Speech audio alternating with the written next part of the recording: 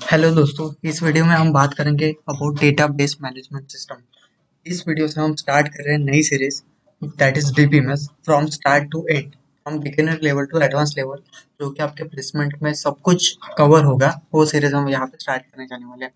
तो सबसे पहले हम देखेंगे कि डेटाबेस क्या है। फॉर्मल डेफिनेशन अगर हम पढ़ ले, database is a collection of organized data that can be easily access, manage and update. Means क्या है कि हम एक ऐसी जगह है हम वहाँ पे डेटा को स्टोर कर रहे हैं। हम वहाँ पे क्यों स्टोर कर रहे हैं? क्योंकि वो easily access, manage and update हो जाए।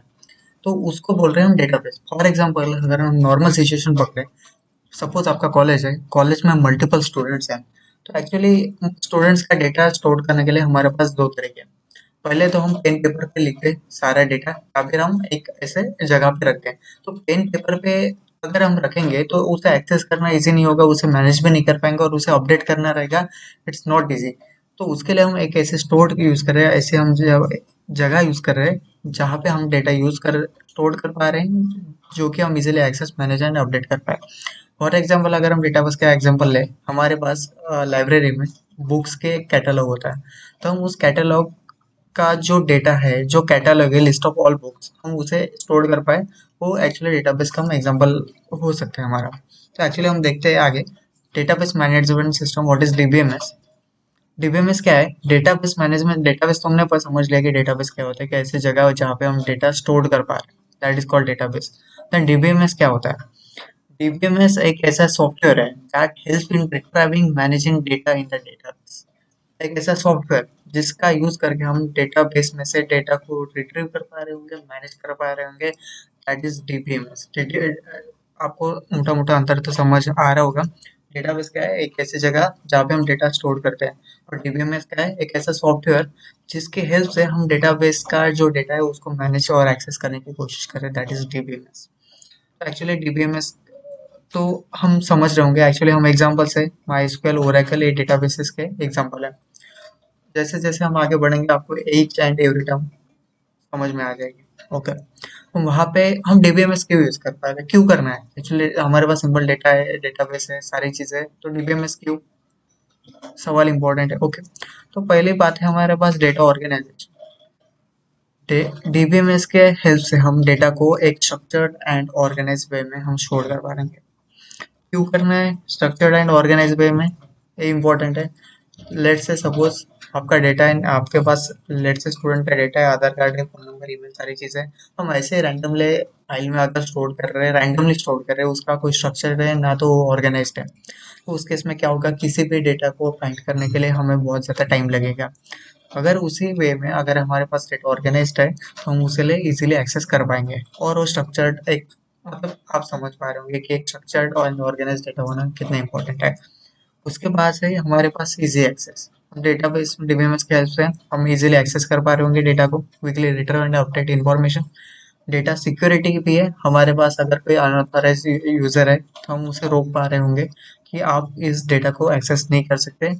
Only authorize user can access this data, right, that is data security. उसके बाद आता है हमारे रिड्यूस डेटा रिडंडेंसी। तो actually data redundancy important concept है। तो हम लाइक फॉर एग्जांपल मैं आपको एक एग्जांपल लेता हूँ कि लेट से हम बैंक में काम कर रहे हैं और बैंक का डेटा है हमारे पास। तो वहाँ पे हमारे पास दो अकाउंट होते हैं, एक तो एक करंट अकाउंट एंड एक सेविंग अकाउंट। तो सपोज आप समझो कि करंट अकाउंट में भी आपका वही नाम है, एंड सेविंग अकाउंट में भी आपका वही नाम है, वही फोन नंबर है, सारी चीजें वही है। तो क्या हमें दो डेटाबेस की वहाँ पे जरूरत है कि वही नाम हम दो जगह पे रिपीट करें? ये हम नहीं चाहते। तो उसके लिए हम डीबीएमएस होंगे, और एक कैसे अचीव होगा वो हम देखेंगे जरूर। ओके, उसके हम टेबल्स एंड जो फॉरेन की एंड सारी चीजें, उसके आपको उससे आपको ये समझ में आ जाएगी कि डेटा रिडंडेंसी क्या है।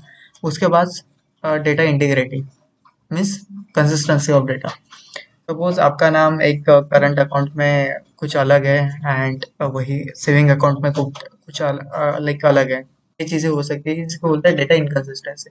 एक्चुअली हम डालने के लिए इनिशियल टाइम पे तो हम जरूर प्रॉपर वैल्यू डाल रहे होंगे, लेकिन क्या है आपका, अगर हमने नाम चेंज कर दिया आगे जाके, आपका सरनेम या फिर चेंज हो जाए, या फिर स्पेलिंग मिस्टेक आप करते हो, तो आप अगर आप करंट अकाउंट में करते हो तो सेविंग अकाउंट में रिफ्लेक्ट हो, ये जरूरी नहीं, उसकी वजह से हम डीबीएमएस का यूज कर रहे होंगे।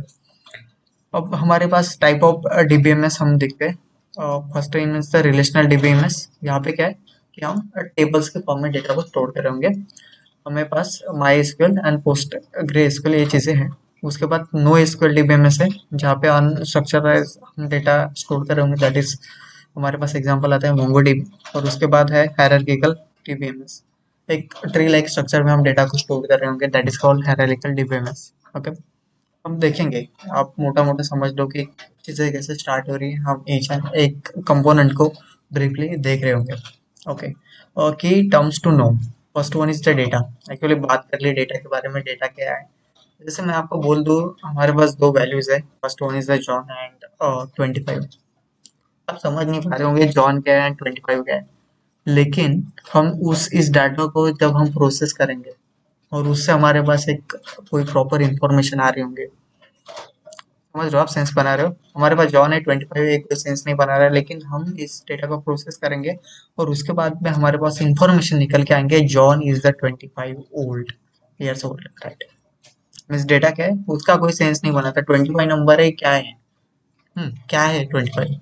जब हमें पता चला गया कि ये एज है, तब जाके वो हमारे लिए कुछ प्रॉपर इंफॉर्मेशन बनाए रहेंगे। तो डेटा ये रॉ फैक्ट है, उसका कोई मीनिंग नहीं, सेंसलेस है। जब वो प्रोसेस होगा तब जाके हमारे पास इंफॉर्मेशन आएगी और उससे हम डिसीजन बना पा रहे होंगे। और थर्ड टर्म आती है हमारे पास टेबल। टेबल क्या है, collection of rose and column to store the data, that simple. Table is the collection of rose and column to store the data, that is simple. Okay, देखेंगे एक एक चीज को, बस स्टार्ट के लिए आप मोटा मोटा टर्म्स को अंडरस्टैंड करने की कोशिश करो। एडवांटेज ऑफ डीबीएमएस क्या है, centralised management of data.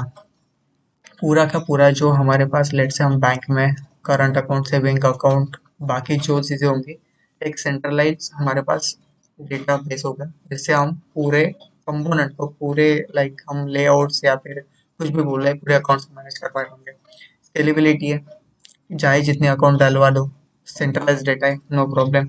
Support multiple user, कितने भी यूजर आए बैंक में होती है, देखेंगे कैसे चीज़ें काम करती है। और ऑटोमेटिक बैकअप एंड रिकवरी, अगर in the case of failure या फिर कुछ भी आ जाए तो हमारे डेटा सेफ रहेगा, इसकी हम गारंटी लेते हैं डीबीएमएस की हेल्प से।